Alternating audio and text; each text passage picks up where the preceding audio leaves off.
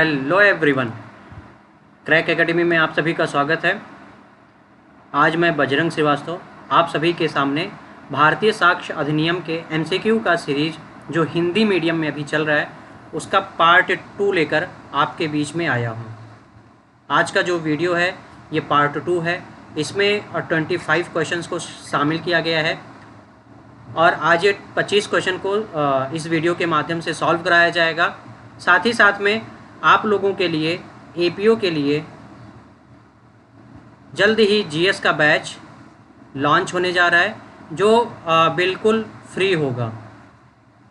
तो आप सभी को इस जीएस की जो सीरीज चलेगी उसके माध्यम से आपका पूरा का पूरा एपीओ का सिलेबस कंप्लीट करा दिया जाएगा। विदिन 1 मंथ आपका जो एपीओ का एग्ज़ाम है वो अभी 21 अगस्त को निर्धारित है। इसके पहले ही आपका कोशिश ये किया गया है कि 10 से 15 अगस्त के बीच में आपका जो एपीओ का सिलेबस है वो पूरी तरीके से कंप्लीट करा दिया जाए ताकि आप इस एग्ज़ाम में बहुत ही अच्छे तरीके और अच्छी तैयारी के साथ बैठ सकें। तो आइए शुरू करते हैं। आज का यह वीडियो बहुत ही महत्वपूर्ण होने वाला है, तो जल्दी से जल्दी अपने दोस्तों के बीच में इस वीडियो को शेयर कर दीजिए। चलिए आइए देखते हैं आज का फर्स्ट क्वेश्चन। जो फर्स्ट क्वेश्चन है, निम्न वादों में से कौन सा संस्वीकृति से संबंधित नहीं है? यानी कि जो ये वाद हैं इसमें से कौन सा है जो कन्फेशन से संबंधित नहीं है? तो देख लेते हैं। ऑप्शन ए है कोटैया बनाम king emperor, option B Uttar Pradesh राज्य देवमन उपाध्याय, या सी बम्बई राज्य बनाम काठी कालू, या डी एमसी वर्गीस बनाम पोन्नम। तो देख लेते हैं इसका आंसर क्या होगा। जल्दी से आप लोग कमेंट कर इसका आंसर बताइए। तो बिल्कुल सही, इसका आंसर डी होगा। एमसी वर्गीस बनाम पोन्नम का जो केस है वो संस्वीकृति से संबंधित नहीं है। नेक्स्ट क्वेश्चन पे चलते हैं। नेक्स्ट क्वेश्चन है, प्रत्येक स्वीकृति एडमिशन, प्रत्येक जो एडमिशन होता है स्वीकृतिकर्ता के विरुद्ध प्रयोग में लाई जाती है। तो नीचे कुछ कंडीशन बताए गए हैं कि कब जो स्वीकृति है वो स्वीकृतिकर्ता के विरुद्ध प्रयोग में लाई जाती है। ऑप्शन देखते हैं। ऑप्शन ए बता रहा है जब स्वीकृति ऐसी हो कि यदि करने वाला व्यक्ति मर जाता है, यानी कि जो स्वीकृति कर रहा है व्यक्ति वह मर जाता है तो धारा 32 के अधीन सुसंगत होती है। ऑप्शन बी है मन या शरीर की दशा से संबंधित स्वीकृतियाँ, मन शरीर की जो दशा है उसे संबंधित स्वीकृतियाँ होती हैं। सी जो स्वीकृतियाँ अन्यथा सुसंगत हैं, या डी उपरोक्त सभी। तो इसका जो सही आंसर होगा वो ऑप्शन डी होगा, उपरोक्त सभी। यानी कि इन तीनों दशाओं में जो स्वीकृतियां हैं वो स्वीकृतिकर्ता के विरुद्ध भी प्रयोग में लाई जाती हैं। नेक्स्ट क्वेश्चन की तरफ हम लोग बढ़ते हैं। अब आप जल्दी से नीचे कमेंट कर बताइए कि इंडियन एविडेंस एक्ट में एडमिशन की परिभाषा कहाँ पर दिया गया है, यानी कि जो डेफिनेशन है वो कहाँ पर दिया गया है। और साथ ही साथ में एक चीज़ और बताइए कि एडमिशन कितने लोग कर सकते हैं और किस सेक्शन में बताया गया है कि एडमिशन कौन कौन कर सकता है। अब जब बात एडमिशन की कर रहे हैं तो साथ में आप यहाँ पर एक चीज़ और ऐड कर दीजिए, वो कन्फेशन।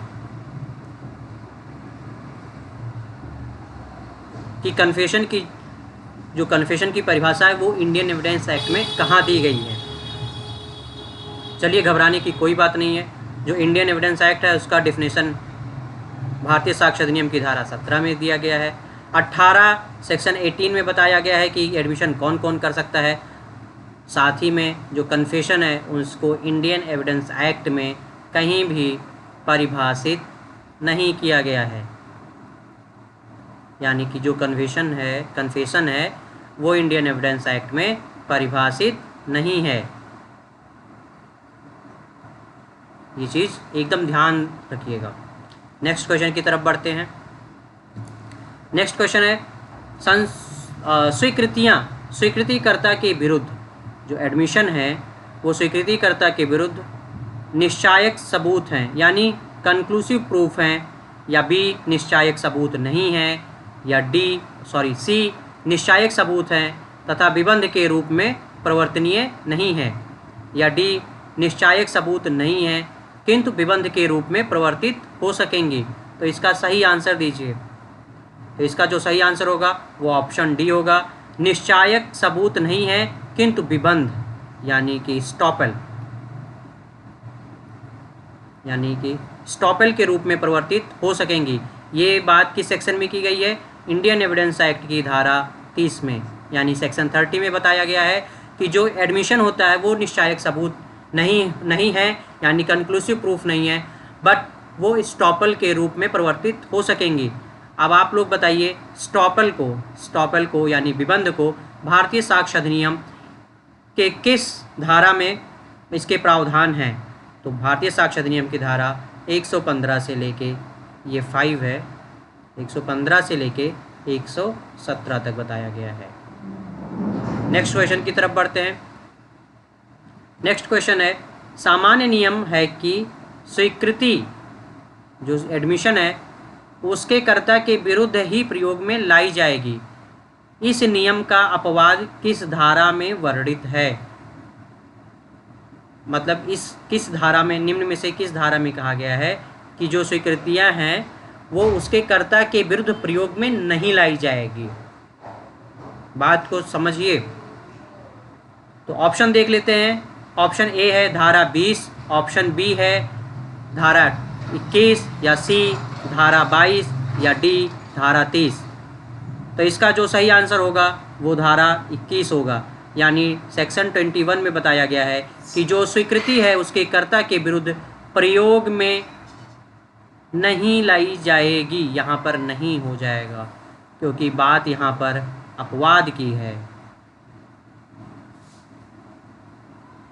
ठीक है, नेक्स्ट क्वेश्चन देखते हैं। कथन है कि कुछ मामलों में संस्वीकृति का संपोषण आवश्यक है। इसका रीज़न देख लेते हैं। सभी मामलों में न्यायिकेतर यानी कि एक्स्ट्रा जुडिशियल कन्फेशन, न्यायिकेतर स्वीकृति का संपोषण होना चाहिए। संपोषण मतलब कॉर्पोरेशन होना चाहिए। अब हम लोग इसका आंसर देख लेते हैं। ऑप्शन ए बात कर रहा है, ए और आर दोनों सही है।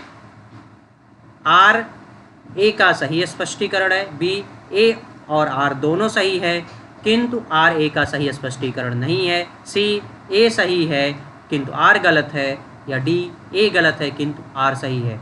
तो यहाँ पर हम देखते हैं, प्रश्न को फिर से पढ़ते हैं। कुछ मामलों में संस्वीकृति का संपोषण आवश्यक है। तो बिल्कुल कुछ मामले हो सकते हैं, यहाँ पर कुछ मामले हैं वहाँ पर संस्वीकृति का संपोषण आवश्यक है, बिल्कुल आवश्यक है। तो ये जो कथन है ये सही है। अगर रीज़न पढ़ेंगे तो सभी मामलों में न्यायिकेतर संस्वीकृति का संपोषण होना चाहिए, यानी जो एक्स्ट्रा जुडिशियल कन्फेशन होता है उसका संपोषण होना चाहिए। तो बिल्कुल होना चाहिए संपोषण। तो यहाँ पर ए और आर दोनों सही हैं, लेकिन जो आर है यानी जो रीजन है ये एक जो कथन है उसका सही स्पष्टीकरण नहीं दे रहा है। तो इसका जो सही आंसर होगा वो ऑप्शन बी होगा। नेक्स्ट क्वेश्चन की तरफ हम लोग बढ़ते हैं। नेक्स्ट क्वेश्चन है, स्वयं से बात करने में भी संस्वीकृति हो सकती है। इस चीज़ को ध्यान रखिए, स्वयं से बात करना भी संस्वीकृति हो सकता है। संस्वीकृति को किसी अन्य व्यक्ति को सूचित किया जाना आवश्यक नहीं है, निम्न मामले में अभिनिर्धारित किया गया था।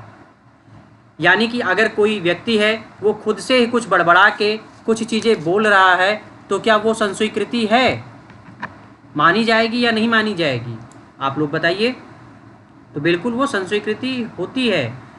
अगला कहा गया है कि संस्वीकृति किसी अन्य व्यक्ति को सूचित किया जाना आवश्यक नहीं है। अभी तक हम देखे हैं कि जो कन्फेशन हो रहा है वो किसी न किसी को दिया जा रहा है, चाहे वो पुलिस के समक्ष दिया जा रहा है, चाहे वो मजिस्ट्रेट को दिया जा रहा है, चाहे दोस्त को दिया जा रहा है, चाहे किसी रास्ते वाले को दिया जा रहा है।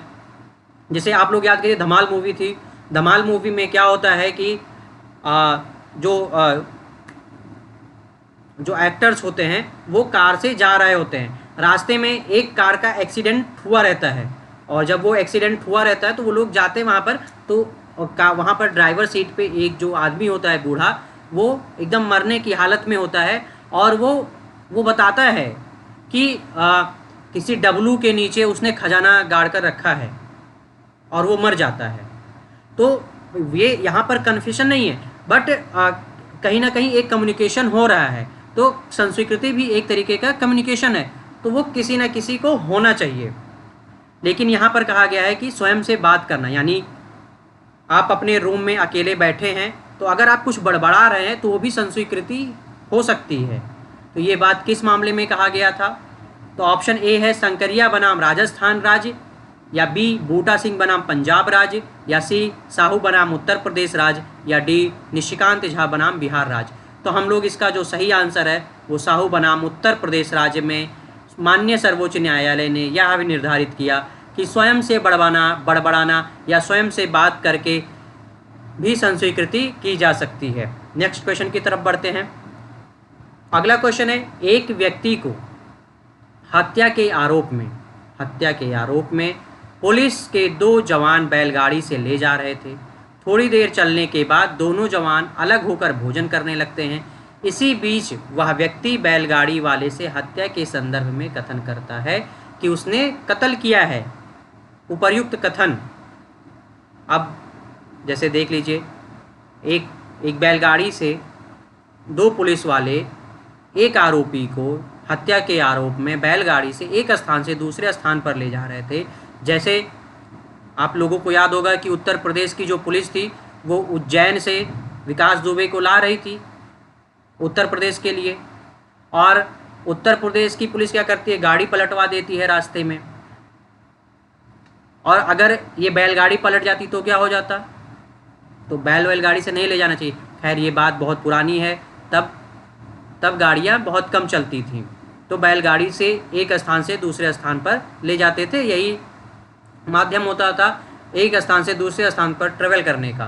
तो पुलिस भी वही कर रही थी कि वो कहीं कोर्ट में ले जाना होगा या किसी ज़िले में ले जाना रहा होगा। अच्छा, आप लोग एक चीज़ बताइए, ये हम लोग मान लेते हैं अभी विकास दुबे का जो केस था, तो अगर किसी व्यक्ति को मध्य प्रदेश राज्य में गिरफ्तार किया गया, अर्थात विकास दुबे को मध्य प्रदेश राज्य में गिरफ्तार किया गया था, और उत्तर प्रदेश की पुलिस यानी एमपी में गिरफ्तार किया गया था, और जो यूपी की पुलिस थी वो लेने जाती है, तो ये बीच के जो प्रोसेस होता है एमपी से उत्तर प्रदेश के लिए लाने का जो प्रोसेस होता है उसको क्या कहते हैं? आप लोग बताइए, थोड़ा सा मैं हिंट दे देता हूँ।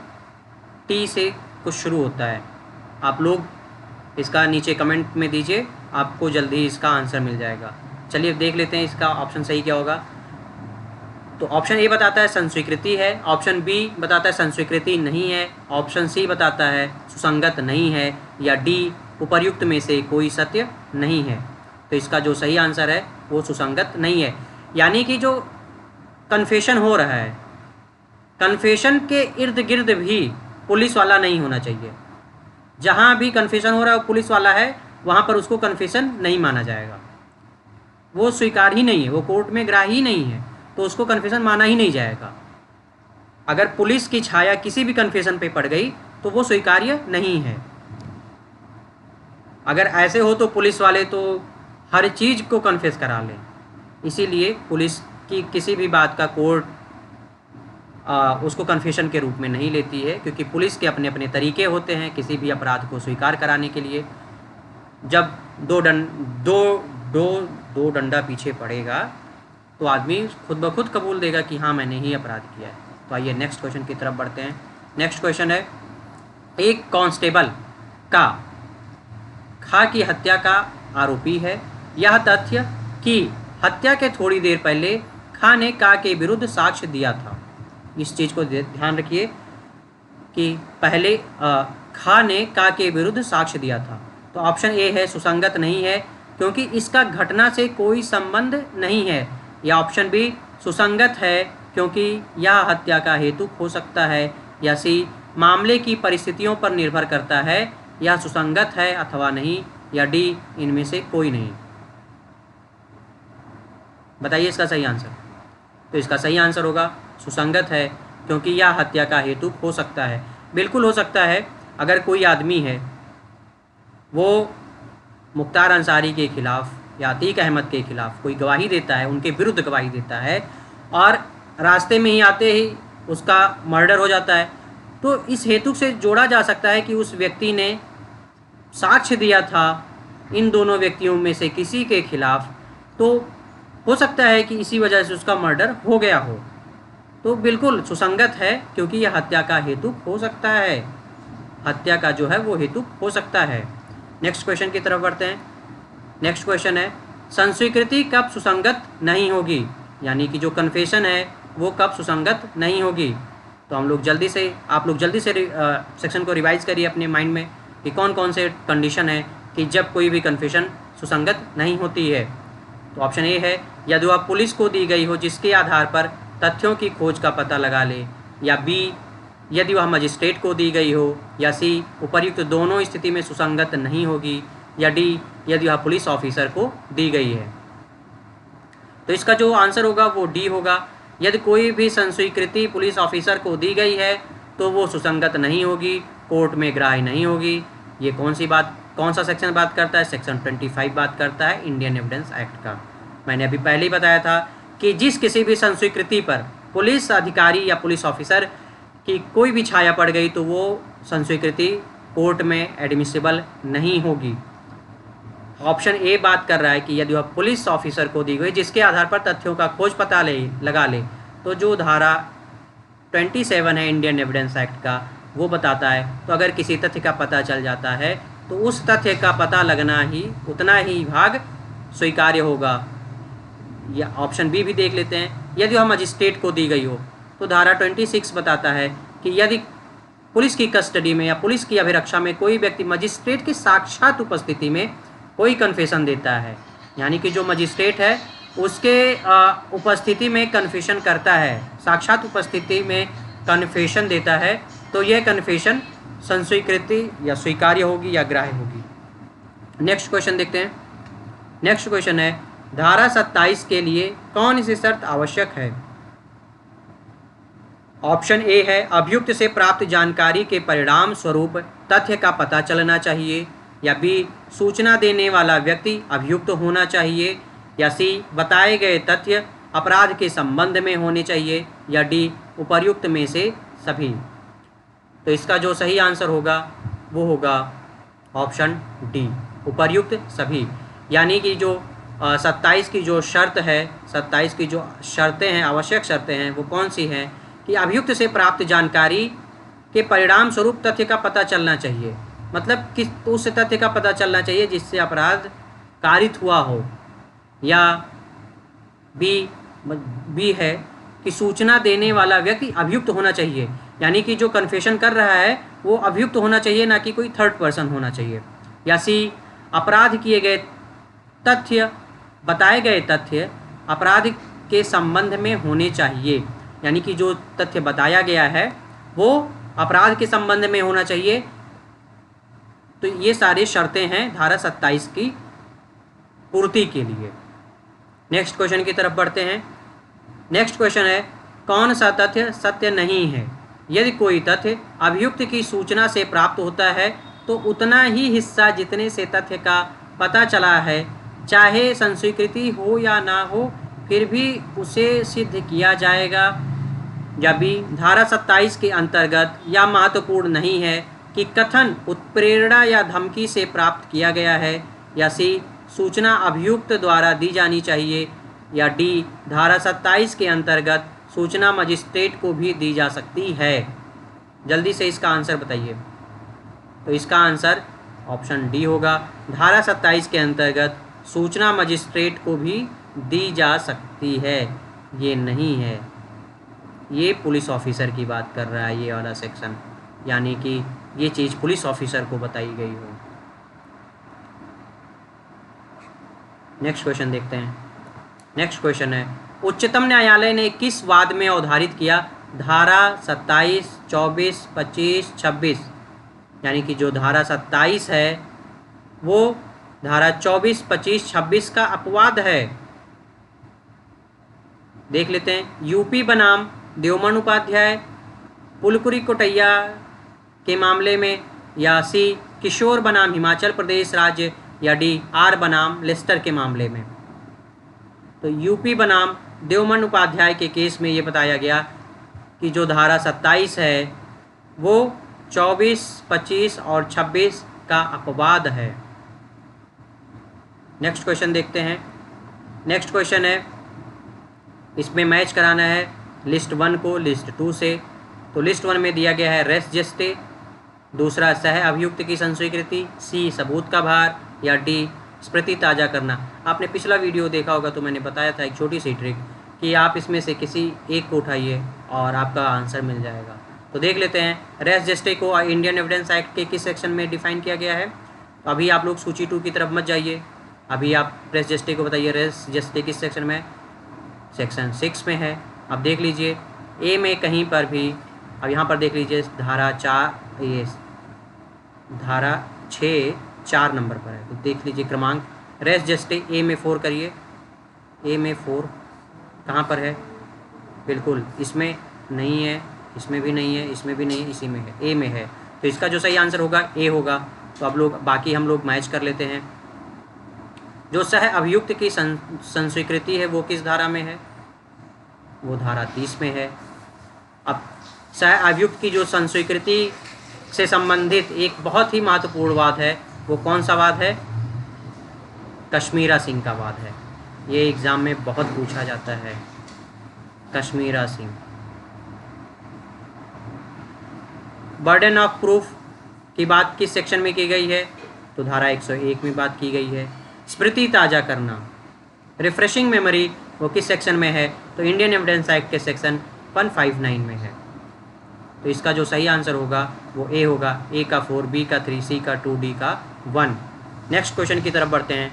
नेक्स्ट क्वेश्चन है, संस्वीकृति कब असंगत होगी यदि वह संस्वीकृति ली जाती है। कब कैसे असंगत हो जाएगी, यदि वह छल द्वारा ली जाती है, प्रश्नों के उत्तर में, चेतावनी द्वारा, या धमकी द्वारा। तो इंडियन एविडेंस एक्ट का जो सेक्शन 24 है वो कंडीशन की बात करता है कि यदि कोई संस्वीकृति धमकी से ली जाती है, वचन देकर ली जाती है, या उत्प्रेरणा से ली जाती है तो वो असंगत होगी, इररिलेवेंट होगी। तो यहाँ पर देखिए धमकी है, धमकी, तो धमकी से भी कोई संस्वीकृति ली जाती है तो वो संस्वीकृति असंगत होगी। तो इसका ऑप्शन डी सही है। नेक्स्ट क्वेश्चन देखते हैं। हाँ, अगर आप लोग ये बात करेंगे कि छल द्वारा लिया गया संस्वीकृति असंगत नहीं होगा, तो बिल्कुल भी छल द्वारा लिया गया जो संस्वीकृति है वो असंगत नहीं होती है। नेक्स्ट क्वेश्चन देखते हैं। धारा 30 में सह अभियुक्त की संस्वीकृति के लिए आवश्यक नहीं है, तो सभी अभियुक्तों का विचारण एक साथ होना चाहिए, विचारण एक ही अपराध के लिए होना चाहिए, या सी सह अभियुक्त का कथन संस्वीकृति होना चाहिए, या डी संस्वीकृति से स्वयं अभियुक्त का संबंधित ना होना। तो इसका जो धारा 30 के जो कंडीशन बताए गए हैं उसमें ये भी है, ये भी है, ये भी है, ऑप्शन डी नहीं है। तो इसका जो सही आंसर होगा वो डी होगा कि संस्वीकृति से स्वयं अभियुक्त का संबंध ना होना। अब आप लोग अभी हम लोग बात किए थे कि धारा 30 में जो सह अभियुक्त है इससे संबंधित एक बहुत ही महत्वपूर्ण केस है। आप लोग जल्दी से उस केस को कमेंट कर कर बताइए कि वो कौन सा केस था। नेक्स्ट क्वेश्चन की तरफ बढ़ते हैं। कौन सा कथन सत्य नहीं है? ऑप्शन ए संस्वीकृति निश्चायक सबूत नहीं है, ऑप्शन बी स्वीकृति विबंध के रूप में प्रभावी होगी, या सी स्वीकृति द्वारा हक अंतरित होगा, या डी उपर्युक्त सभी सत्य नहीं हैं। तो देखना है इसमें सत्य नहीं है। मैंने पहले बताया था कि जब आप लोग ऐसे क्वेश्चन देखिए सत्य यानी कि असत्य हो या नहीं हो या ना हो या नो हो, तो वहाँ पर तुरंत गोला मारिए। तो इसका जो सही आंसर होगा वो सी होगा, स्वीकृति द्वारा हक अंतरित होगा, ये आंसर नहीं होगा, डी। अब नेक्स्ट क्वेश्चन देखते हैं। नेक्स्ट क्वेश्चन है धारा 32 के अंतर्गत कौन सा प्रमुख वाद है? धारा 32 में डाइंग डिक्लेरेशन की बात की गई है, डीडी की बात की गई है, तो डीडी से संबंधित कौन सा वाद नहीं है? पाकला नारायण बनाम एम्परर, या बी कुशल राव बनाम बॉम्बे राज, या सी उपरोक्त दोनों, या डी केहर सिंह बनाम दिल्ली राज। आप लोग इसका आंसर बताइए। तो जो पाकला नारायण का केस था वो डीडी से संबंधित था, या सी, और सी जो बी था ये भी डीडी से संबंधित केस था। कुशल राव का भी जो केस था वो भी डीडी से संबंधित था, और जो केहर सिंह बनाम दिल्ली राज का केस था ये डीडी से संबंधित नहीं था। इसको इंदिरा गांधी मर्डर केस के नाम से भी जानते हैं, Indira Gandhi murder case.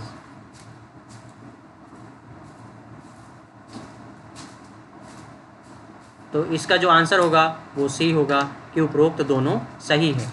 Next question की तरफ बढ़ते हैं। मृत्युकालीन घोषणा होनी चाहिए, यानी कि जो डीडी है वो कैसे होनी चाहिए? लिखित हो, मौखिक हो, सी सुसंगत, या डी उपरोक्त तीनों सही है। इसका आंसर जल्दी से दीजिए। तो लिखित में भी होना चाहिए, मौखिक भी होना चाहिए, सुसंगत भी होना चाहिए, और डी तो सही ही है। तो इसका जो सही आंसर होगा वो डी होगा कि उपरोक्त तीनों सही है। आप लोग जल्दी से बताइए कि जो डीडी है या मृतकालिक कथन वो इंडियन एविडेंस एक्ट के किस धारा में बताया गया है? अभी पीछे ही के सेक्शन में बात किया गया था डीडी के बारे में। नेक्स्ट क्वेश्चन देखते हैं। अनुश्रुत साक्ष्य कब ग्राह्य होता है? यानी कि जो हियर से एविडेंस होता है, हियर से एविडेंस होता है वो कब ग्राह्य होता है? ए कभी ग्राह्य नहीं होता है, बी शरीर या मन की दशा दर्शित करने के लिए, सी कारोबार के सामान्य अनुक्रम को दर्शित करने के लिए, या डी मृतकालिक कथन के रूप में। तो ये इसका जो सही आंसर होगा वो डी होगा। जो हियर से एविडेंस होता है वो मृतकालिक कथन के रूप में भी ग्राह्य होता है। ये धारा 6 का अपवाद भी है। नेक्स्ट क्वेश्चन देखते हैं। नेक्स्ट क्वेश्चन बात करता है मृतकालिक कथन के लिए कथन का मृत्यु के कारण या संव्यवहार से संबंधित होना जरूरी है, बी मृत्यु की आशंका का विद्यमान होना आवश्यक है, सी ऐसे कथनकर्ता की मृत्यु होना जरूरी है तब चाहे कथन यदि किसी व्यक्ति की मृत्यु के कारण से संदर्भित ही क्यों ना हो, या डी उपरोक्त सभी। तो इसका जो सही आंसर होगा वो ए होगा कि कथन का मृत्यु के कारण या संव्यवहार से संबंधित होना चाहिए, यानी कि मृत्युकालिक कथन हो तभी माना जाएगा जब वो मृत्यु के कारण या उसके संव्यवहार से संबंधित होगा। नेक्स्ट क्वेश्चन की तरफ बढ़ते हैं। नेक्स्ट क्वेश्चन है मृत्युकालिक कथन सुसंगत होता है केवल दांडिक मामलों में, यानी केवल क्रिमिनल केसेस में, या बी केवल सिविल मामलों में, या सी सिविल एवं दांडिक मामलों दोनों में, या डी अंग्रेजी विधि की तरह केवल मामलों में। तो आप लोग इसका सही आंसर बताइए, जल्दी से बताइए। तो इसका आंसर सही होगा सी सिविल या दांडिक मामलों में डीडी सुसंगत होती है, यानी वो मामला चाहे सिविल हो या दांडिक हो, दोनों में भी ये जो मृत्युकालिक कथन है वो सुसंगत होती है। नेक्स्ट क्वेश्चन की तरफ बढ़ते हैं। नेक्स्ट क्वेश्चन है विशेषज्ञ से तात्पर्य है, जो विशेषज्ञ है उससे तात्पर्य है ए विषय विशेष में कुशल व्यक्ति, बी डिग्री या उपाधि प्राप्त व्यक्ति, या सी विषय विशेष में अनुभवी व्यक्ति, या डी ए एवं सी। तो इसका सही आंसर होगा डी ए एवं सी, यानी जो व्यक्ति विषय में विशेष कुशल व्यक्ति है, और सी विषय में विशेष अनुभवी व्यक्ति। नेक्स्ट क्वेश्चन की तरफ बढ़ते हैं।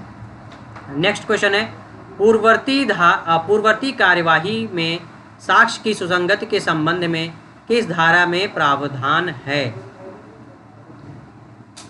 तो देखते हैं धारा 22 में, या धारा 33 में, धारा 40 में, या धारा 42 में।